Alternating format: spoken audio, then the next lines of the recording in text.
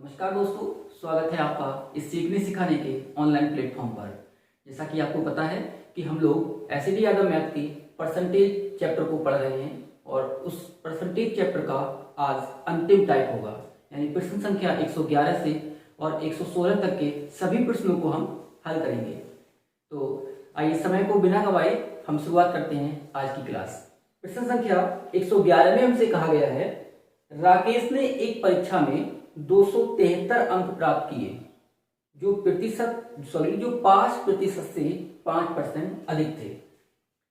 5% अधिक थे, इस बात का क्या मतलब है? या तो आप सीधे कह दीजिए कि 105 है वो, या फिर आप इसे ऐसे हल कीजिए 5% बराबर 1/20। यानी अगर पास होने के लिए 20 नंबर चाहिए थे तो राकेश ने क्या किया, 5% ज्यादा यानी वो 1 नंबर ज्यादा लेके आया। तो नंबर कितने लाया है हमारे हिसाब से? 21 यूनिट हमारे हिसाब से वो नंबर लेके आया है। और 21 यूनिट की जो वैल्यू बुक में दे रखी है, इन्होंने दे रखी है 273 नंबर।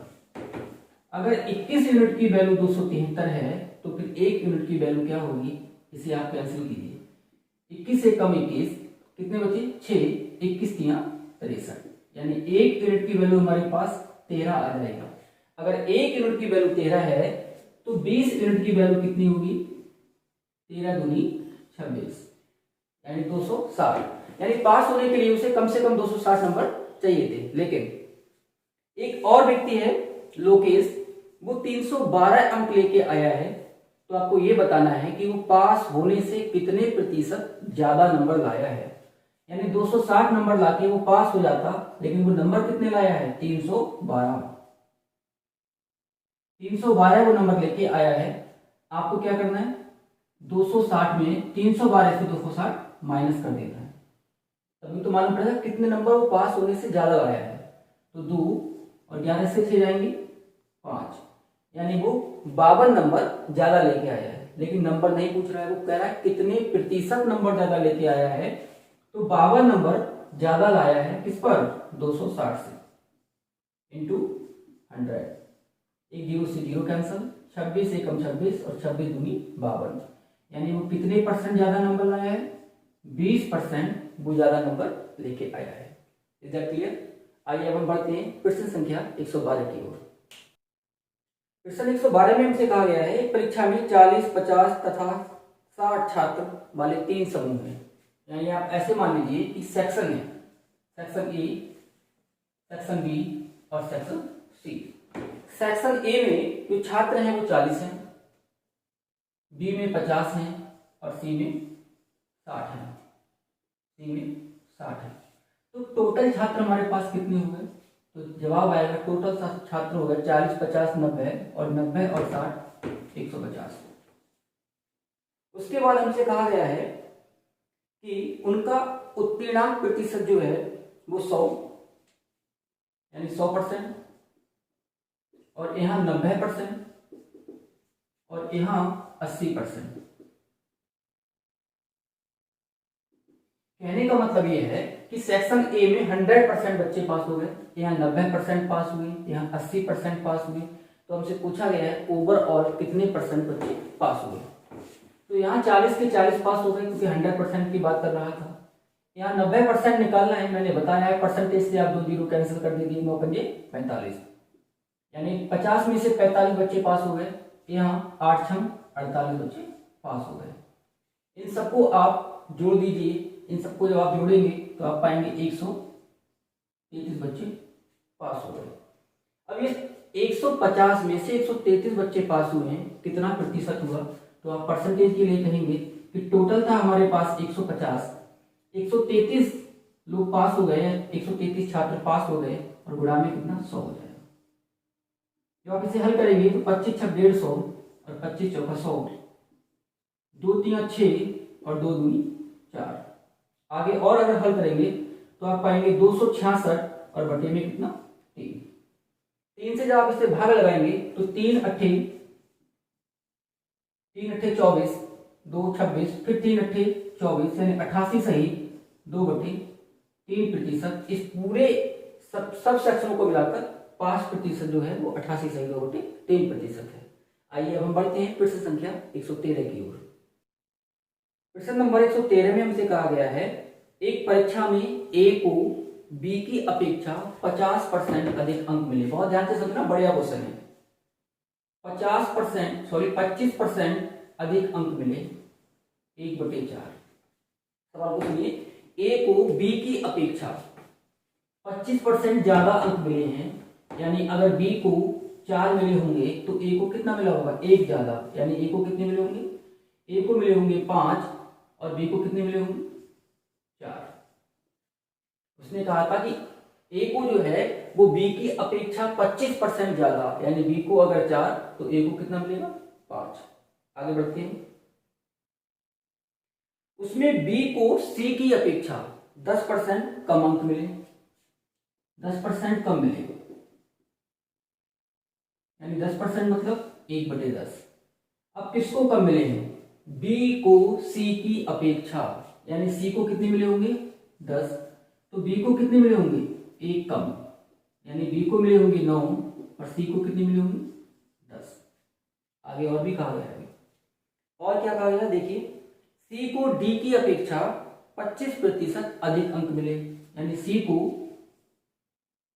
25% मतलब 1/4, सी को डी की अपेक्षा, सी को डी की अपेक्षा 25% नंबर ज्यादा मिले हैं।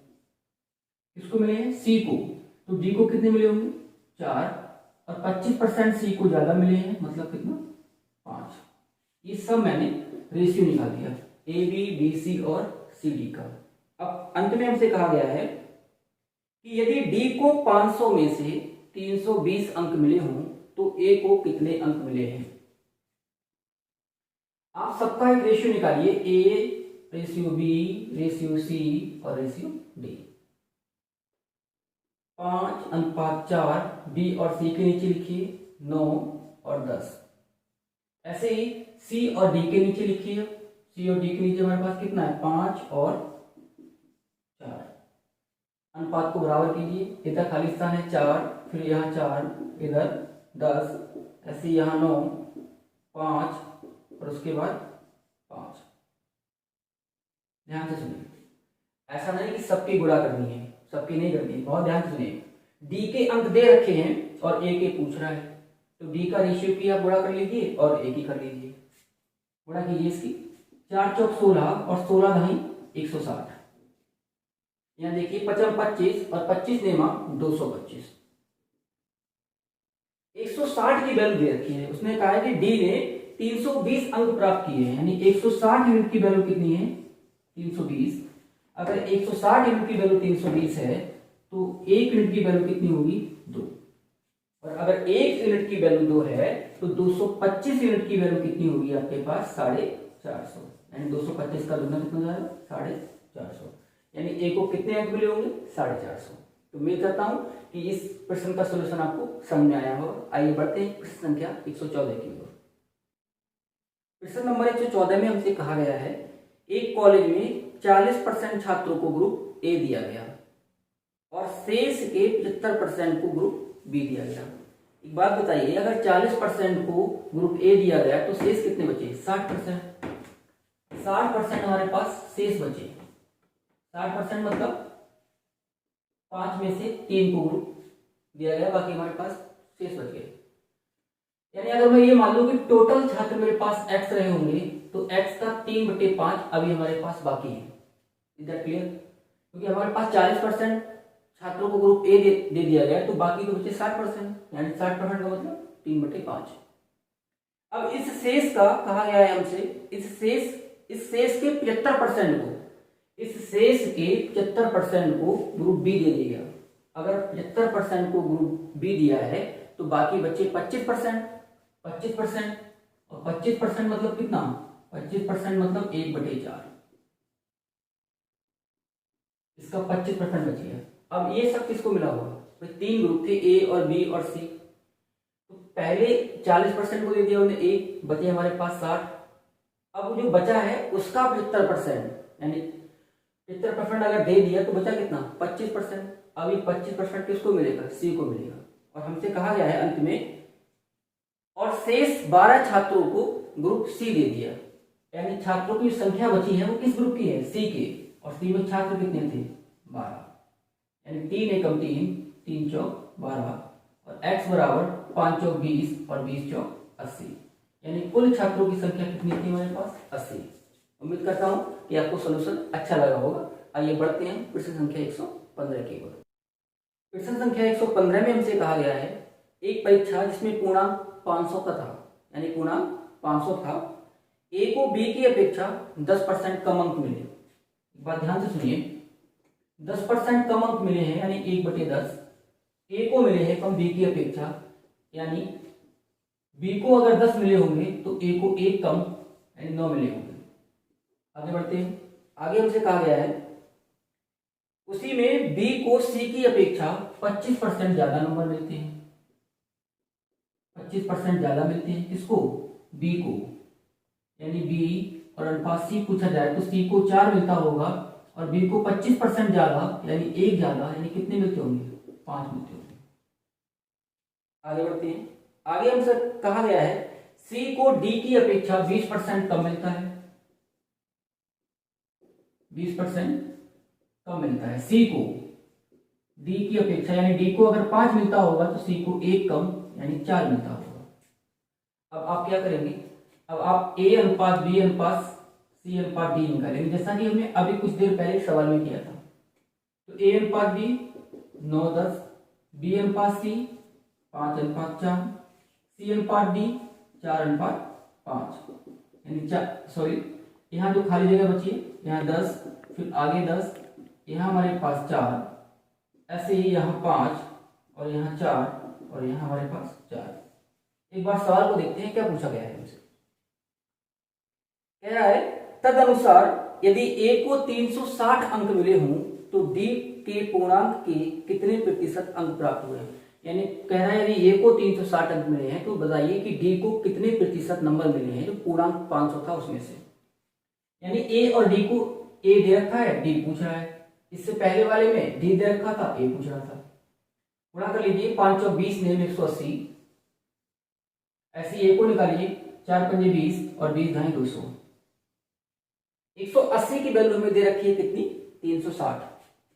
अगर 180 की वैल्यू 360 है यानी ये इसका 2 गुना है, तो फिर 200 की वैल्यू कितनी हो जाएगी, 2 गुना यानी कितनी, 400। अब टोटल पूर्णांक था 500 का और व्यक्ति नंबर लाया है 400, तो ये कितना परसेंट हो गया, 2 जीरो से 2 जीरो कैंसिल कर दीजिए और 5 दूनी 10 यानी 20 और 20 चौक 80, यानी डी को कितने प्रतिशत अंक मिले हैं, 80%। आइए अब हम बढ़ते हैं इस अध्याय के अंतिम प्रश्न की ओर। प्रश्न संख्या 116 में कहा गया है किसी परीक्षा में बैठने वाले उम्मीदवारों में से 25% योग्यता प्राप्त नहीं कर सके, यानी अगर 100 बैठे होंगे तो 25% डिस्क्वालीफाई हो गए, तो क्वालिफाई कितने हुए, 75। योग्यता प्राप्त करने वाले उम्मीदवारों की संख्या 450 थी, तो उस परीक्षा में कितने लोगों ने परीक्षा दी है, यानी 25% डिस्क्वालीफाई हो गए तो बचे कितने हमारे पास, 75%। 75% लोग क्वालिफाई थे, जबकि हमसे कहा गया है कि क्वालिफाई की जो संख्या है वो कितनी है, 450। 450 ही है, हाँ 450। हमसे पूछ रहा है 100% की वैल्यू। बहुत ध्यान से सुनिए, अगर मैं इसे 15 से काटूं तो 15 5 75 यानी 5% और 15 दिया 45, यानी 5% की वैल्यू 30 है। मुझे 100% की वैल्यू निकालनी है तो इसे 20 से गुणा कर दूंगा, 20 पंजे 100%, ऐसे इसे मैं 20 से गुणा कर दूंगा तो 30 दूनी 60 यानी 600, यानी 600 लोग ऐसे थे जिन्होंने आवेदन किया था। इस तरह से हमने आज परसेंटेज चैप्टर को फिनिश कर दिया है। उम्मीद करता हूं कि आपको सारे ही पार्ट परसेंटेज के अच्छे लगे होंगे और आपसे एक विनम्र निवेदन करता हूं कि प्लीज आप लोग थोड़ा सपोर्ट करें, वीडियो को लाइक करें, शेयर करें और मेरे चैनल को सब्सक्राइब करें ताकि मैं मोटिवेट होता रहूं और इस तरह की वीडियोस आपके साथ शेयर करता रहूं। तब तक के लिए बने रहिए मेरे साथ। धन्यवाद।